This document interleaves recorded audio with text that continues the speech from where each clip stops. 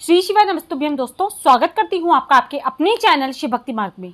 आप सभी के ढेरों कमेंट्स आ रहे थे, दीदी आने वाले मतलब होलाष्टक के दौरान हमारा उद्यापन पड़ रहा है या हम लोग नया व्रत करने का सोच रहे हैं, या जिन लोगों के पशुपति व्रत चल रहे हैं उन्हें क्या करना चाहिए, क्या हमें उद्यापन करना चाहिए या नहीं करना चाहिए।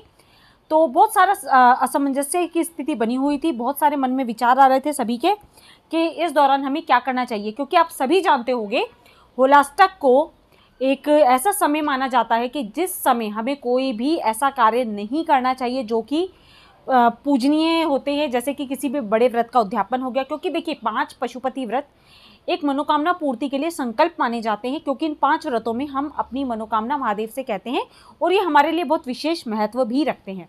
तो कहा जाता है होलाष्टक में कोई भी ऐसा विशेष कार्य, किसी भी व्रत का उद्यापन हो गया या कोई भी पूजन पाठ, जो बड़ी पूजाएं होती है, आप रोजाना की पूजा की बात नहीं कर रही हूँ मैं, कोई नॉर्मल पूजा की बात नहीं कर रही हूँ, किसी भी विशेष पूजन को आरंभ भी नहीं करना चाहिए और उसका उद्यापन भी इस दौरान नहीं करना चाहिए आपको। तो जो असमंजस्य की स्थिति बनी हुई है वो ये है, क्या हमें इस दौरान व्रत लेना चाहिए। तो देखिए सबसे पहले तो मैं आपको बता दूं, जो होलाष्टक शुरू था वह 27 फरवरी से ही शुरू हो गया था, यानी कि सोमवार का दिन ही था। तो ना तो हमें देखिए इस दौरान व्रत उठाना है, क्योंकि 6 तारीख को भी, अभी जो 6 मार्च आ रही है उस दिन भी होलाष्टक का ही समय चल रहा है। तो नया व्रत हमें बिल्कुल भी नहीं उठाना है, क्योंकि इस दौरान नया व्रत उठाना शुभ नहीं माना जाएगा। क्योंकि रीज़न समझिएगा, जो ग्रह होते हैं, 9 ग्रह होते हैं, वे बहुत ही कष्ट और पीड़ा दे रहे होते हैं, क्योंकि प्रहलाद जी को भी इस दौरान जो 8 दिन होते हैं उनमें कष्ट और पीड़ा दी गई थी। तो इसलिए ग्रह बहुत उग्र स्वभाव के हो जाते हैं। तो इस दौरान कोई भी हमें नया कार्य शुरू नहीं करना है, ठीक है। तो इसीलिए मैं कहूँगी आपसे व्रत अभी शुरू मत करिएगा, क्योंकि अगले सोमवार से आप व्रत ले सकते हैं, क्योंकि अगले सोमवार को 13 तारीख पड़ रही है और छठ भी पड़ रही है और बहुत अच्छा दिन शुभ माना जाएगा। तो आप अगले सोमवार से यदि व्रत कर रहे हैं तो आप व्रत अगले सोमवार से उठा सकते हो। इसके बाद में अन्य प्रश्न, जिन लोगों के व्रत चल रहे हैं उन्हें क्या करना है, तो आप अपने नॉर्मल व्रत जैसे चल रहे थे आपके वैसे ही कंटिन्यू करिए, उसमें कोई दुविधा या शंका वाली बात नहीं है। इसके बाद में जो अन्य प्रश्न जो सबसे ज्यादा आ रहे हैं वो उद्यापन को लेकर है। कुछ लोगों का 6 तारीख के दिन उद्यापन पड़ रहा है, तो मैं दोबारा से बता देती हूँ, होलाष्टक के दौरान उद्यापन नहीं करना है आपको, क्योंकि आप सभी जानते होंगे शिव महापुराण में इस व्रत को, जो 5 पशुपति व्रत है, उन्हें बहुत ही अहम स्थान दिया गया है और विशेष मनोकामना पूर्ति के लिए 5 पशुपति व्रत संकल्प लेकर किए जाते हैं। तो उद्यापन भी आपको एक शुभ समय देखते हुए ही करना चाहिए। तो 6 तारीख के दिन, जो 6 मार्च पड़ रही है, उस दिन होलाष्टक ही चल रहा है। तो होलाष्टक के दौरान आप उद्यापन ना करें तो बहुत अच्छी बात है। देखिए मेरा काम आपको सिर्फ सही गाइडेंस देना है। होलाष्टक के दौरान कोई भी ऐसे विशेष कार्य नहीं किए जाते। तो जिन लोगों के व्रत चल रहे हैं और जो उद्यापन करने वाले हैं ना, उन्हें क्या करना है, 6 तारीख के दिन नॉर्मल अपना व्रत जैसे आप रखते हो आप रखिए।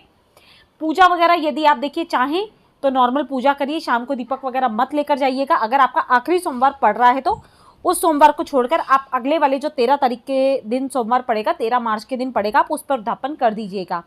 और जो आपकी पूजा विधि रहेगी वो नॉर्मल सिंपल रहेगी। सुबह जाके आप अभिषेक वगैरह यदि करना चाहें तो कर सकते हैं, या सिंपल व्रत कर सकते हो।